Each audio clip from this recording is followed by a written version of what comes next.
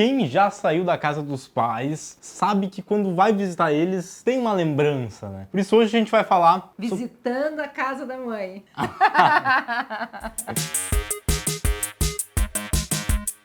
Esses dias foi visitar a casa da avó, né? Que é a casa que é a minha mãe. da tua mãe. E daí, como é que foi? Foi muito legal, porque quando eu cheguei lá, a casa ela é cheia de porta-retrato. Sim, um monte. Vó gosta de porta-retrato. É, tu quer deixar uma avó feliz, né? Na geração da minha mãe, é dar um porta-retrato. Daí quando eu fui visitar a minha mãe, em cada cantinho, até no banheiro, tem um porta-retrato. No banheiro.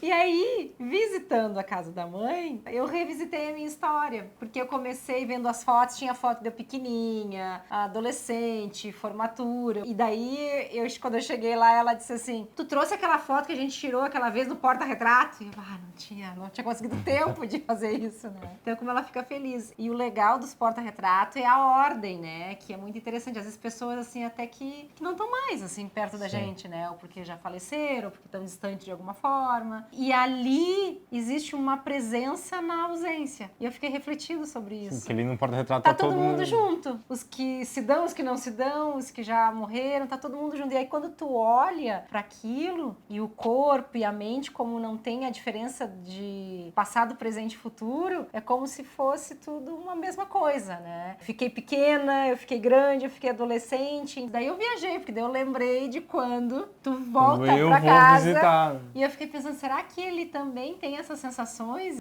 Eu não sinto nada, assim. Não sente nada. Não, sei lá, às vezes eu fico só umas 2 semanas. Geralmente é 2 semanas, mas às vezes é um pouco mais, sim, né? Por causa da faculdade, trabalho. Daí quando volta, pelo menos a sensação que eu tenho é de aconchego, assim, porque tu volta pra tua casa, parece, assim, sabe? Entendi. Eu assim, voltei pra casa. Mas tu vê a diferença, claro, porque eu tô com 47 anos, então faz muito tempo Que tu saiu de casa. que eu saí de casa. Então eu não tenho essa sensação na casa da minha mãe, eu não me sinto assim, ai, coisa boa, tô na minha casa. Não, porque a minha casa, ela já Sim, é a minha casa. É vir pra casa da minha mãe, não pra minha casa. Isso, e pra ti Pra mim é vir pra minha casa. E é interessante porque, por isso que é uma questão tudo de idade, de tempo da vida, das fases que tu tá. E aí eu tenho as minhas amigas, né, da minha idade, que também são mães e são filhas. E existe às vezes coisas assim de nem todos pais e mães, filhos e filhas se dão assim. Tem essa, ai, coisa boa, tô louco pra ir lá visitar a mãe. Peso, né, pra algumas pessoas. Sim, porque essa visita vem carregada de muitos sentimentos, de muitas coisas. Pra o visitar a casa da mãe é um aconchego, é gostoso, sente como a tua casa, lembranças, e outros é uma obrigação, eu tenho que ir lá porque eu tenho que ir, eu não gostaria de ir. Para uns é tristeza, é peso, então como essas relações são interessantes. Voltando um pouquinho, quando eu vou pra lá, por mais que, sei lá, não moro mais aqui, não é mais meu quarto, por exemplo, mas daí teve uma vez que eu fui, daí o meu tapete do meu quarto não tava mais no meu quarto. Eu fiquei, meu Deus do céu, tiraram meu tapete. Cadê o meu tapete? Cadê Eu lembro. meu tapete? Aí procurei. E tava no quarto do meu irmão, tava no quarto do Arthur. Eu falei, por que meu tapete tá aqui? Só que, tipo, tu não tava eu nem ali. uso meu tapete mais, sabe? Mas é engraçado como a gente se apega às coisas. Né? Mas eu acho que não é a questão da coisa, da matéria, do material. E sim, mexer no teu tapete significa... Eles não estão nem mais aí pra mim. Daqui a pouco Daqui a pouco estão tirando o quarto, daqui a pouco eu durmo no sofá. Eu acho que é mais nesse sentido de... Estão se esquecendo de mim. Isso, estão se esquecendo de mim. Pode ser essa... Pois é, né? Como é que é isso? Vocês se esquecem de mim? Né? E tu aí que tá aí, né? Tu tá visitando a casa da tua mãe, do teu pai, tu revisita teu histórico, é bom, é ruim, é leve, é pesado, é acolhedor. Escreve aqui, comenta aqui, como é conta que é a tua essa história. experiência pra você? Na tua casa tem porta-retrato? Tem tapete. A gente já tinha parado de gravar, a gente desligado o microfone, tinha feito tudo. Quando daí eu lembrei disso daqui, que eu tinha aqui em casa. E o que é isso aqui? Minha avó, a mãe da mãe, a avó Célia, me deu isso aqui, não lembro quando é que foi. Acho que foi de Natal do ano retrasado, eu acho. Que é um porta-retrato. E do meu avô. Do vô Cláudio, né? É do meu pai. Do pai e da mãe.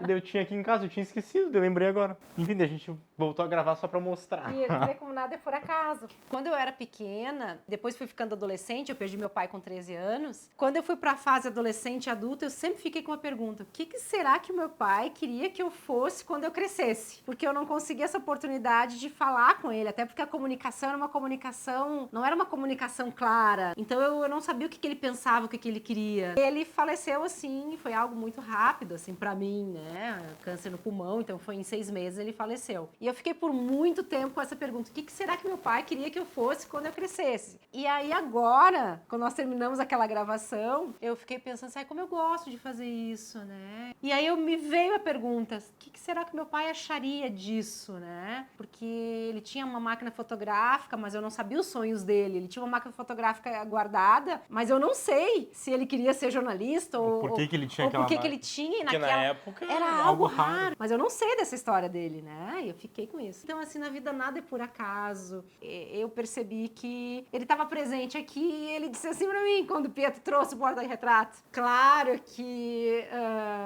eu te autorizo, eu tenho orgulho de ti, era isso que eu gostaria que tu fosse quando tu crescesse. Como se ele me dissesse assim: tô amando isso que vocês estão fazendo. Como se estivesse presente.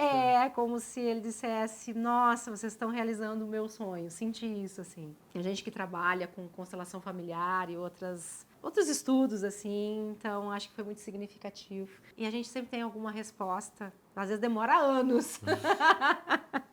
Desde os 13, eu estou com 47, mas não existe tempo, né? E tudo começou com porta-retrato. Quão importante é não deixar pra depois, né? Tipo, ou de falar com os pais, ou de perguntar alguma coisa, Sim. ou dizer o quanto gosta, ou de demonstrar um sentimento, não, porque às vezes a gente vai deixando, um dia a dia não demonstra, e quão importante fazer isso, né? E às vezes até a pergunta, o filho perguntar. Tá com dúvida de alguma coisa, vai lá e pergunta pro teu pai, pra tua mãe. Porque a pior coisa é o se. E se eu tivesse dito, e se eu tivesse feito, e o que ele teria dito. Vai e pergunta. Se tiver uma resposta que tu não quis, ou até algo, uma briga, ou alguma coisa assim, mas pelo menos tu não teve a dúvida. Não teve a dúvida, né? Tu sai com a certeza. A certeza, tipo assim, nunca mais eu pergunto. Ou a certeza, nossa, como foi leve, como o pai e a mãe é legal, como eu posso perguntar.